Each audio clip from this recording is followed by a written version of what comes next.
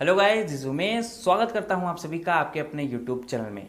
दोस्तों, आज का ये जो वीडियो है काफ़ी इंटरेस्टिंग है। आज इस वीडियो में हम बात करेंगे कि आईपीएस कैसे बनते हैं, आईपीएस बनने के लिए हमें क्या करना पड़ता है, किस एग्ज़ाम को देना पड़ता है और उस एग्ज़ाम के बारे में सब कुछ आज इस वीडियो में जानेंगे। यदि आप आईपीएस बनना चाहते हैं तो इस वीडियो को पूरा जरूर देखिए।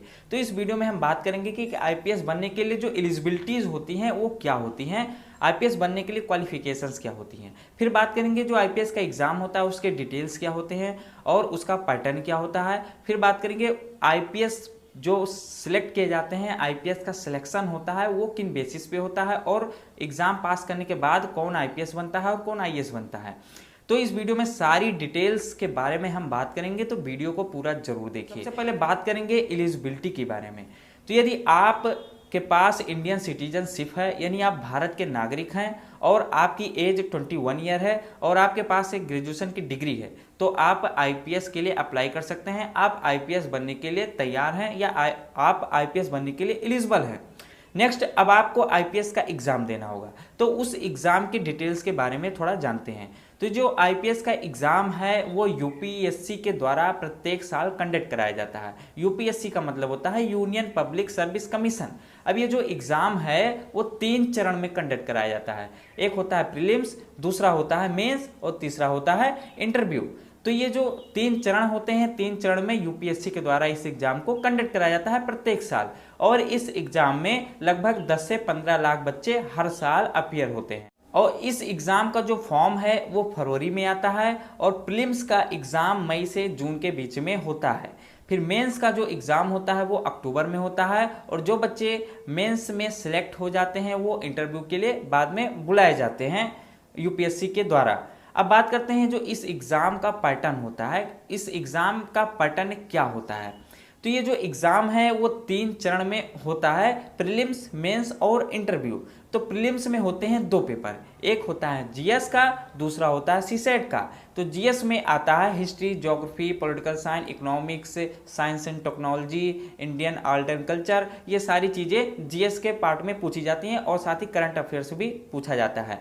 और सीसेट में पूछा जाता है आपका मैथ, एप्टीट्यूड, रीजनिंग, ये सारी चीज़ें सीसेट में पूछी जाती हैं। तो जो जीएस का पेपर होता है वो स्कोरिंग होता है, स्कोरिंग अर्थात इसके आधार पर आपको मेंस के लिए बुलाया जाएगा। सीसेट का जो पेपर होता है वो होता है क्वालिफाइंग नेचर का, यानी जब आप सीसेट में पास होंगे तभी आपका जीएस का पेपर चेक होगा। ठीक है, तो आपको इसमें सीसेट में 33% लाना होता है, तभी आपका जीएस का पेपर चेक होता है। अब जब आप जीएस के पेपर में अच्छा स्कोर कर लेंगे तब आपको मेंस के लिए बुलाया जाएगा, यानी मेंस के लिए आप सिलेक्ट होंगे। तो जब आप मेंस एग्जाम के लिए सिलेक्ट हो जाएंगे तो आपको मेंस में देने पड़ेंगे टोटल 9 पेपर। 9 पेपर में एक एसए का पेपर होगा, 4 जनरल स्टडीज का पेपर होगा, 2 ऑप्शनल सब्जेक्ट का पेपर होगा और 2 लैंग्वेज के पेपर होते हैं। अब ये जो 2 लैंग्वेज के पेपर होता है वो होता है क्वालिफाइंग नेचर का। जैसे कि आप प्रीलिम्स में सीसेट का पेपर देते हैं, उसको क्वालिफाई करना जरूरी होता है तभी जीएस का पेपर चेक होता है। उसी प्रकार मेंस में जो 2 लैंग्वेज के पेपर होते हैं उनको भी क्वालिफाई करना जरूरी होता है। जब आप इन दोनों लैंग्वेज के पेपर को क्वालिफाई कर लेते हैं तभी आपका जो 7 अन्य पेपर हैं वो चेक किए जाते हैं। तो लैंग्वेज पेपर की बात करें तो इसमें इंग्लिश होता है कंपलसरी और दूसरा लैंग्वेज आप अपने हिसाब से ले सकते हैं, हिंदी ले सकते हैं, बांग्ला ले सकते हैं, उड़िया ले सकते हैं। मतलब जो भारतीय संविधान में 22 राजभाषाएं हैं उनमें से आप कोई भी लैंग्वेज चूज कर सकते हैं। तो ये तो हो गया मेंस की बात। तो मेंस का जो टोटल स्कोर होता है वो होता है 1750 मार्क्स का। ठीक है, तो मेंस एग्जाम में जो सफल हो जाते हैं, जो क्राइटेरिया पास कर ले जाते हैं, उनको बुलाया जाता है फिर इंटरव्यू के लिए। उसके बाद जब इंटरव्यू खत्म हो जाता है फिर निकाला जाता है रैंक। तो रैंक में मेंस का नंबर और इंटरव्यू का नंबर जोड़ा जाता है। मेंस का नंबर होता है 1750 और इंटरव्यू का होता है 275, यानी इन दोनों में से जितना भी स्कोर जिस कैंडिडेट का होता है उसी हिसाब से रैंक को डिसाइड किया जाता है। एक बात ध्यान रखने वाली बात है कि प्रीलिम्स का जो स्कोर है वो काउंट नहीं होता है फाइनल रैंकिंग में, क्योंकि प्रीलिम्स का जो एग्जाम होता है वो क्वालिफाइंग नेचर का होता है मेंस में बैठने के लिए। तो प्रीलिम्स एग्जाम का नंबर मेंस में या फाइनल लिस्ट में काउंट नहीं किया जाता है। फिर जिस कैंडिडेट का सिलेक्शन हो जाता है, अच्छा मार्क्स आता है, उसको आईपीएस, आईएएस, आईएफएस इन सारे कैडर्स को दिया जाता है। अब बात करते हैं कि आईपीएस बनने के लिए आपको कितना रैंक लाना पड़ेगा, कितना नंबर लाना पड़ेगा।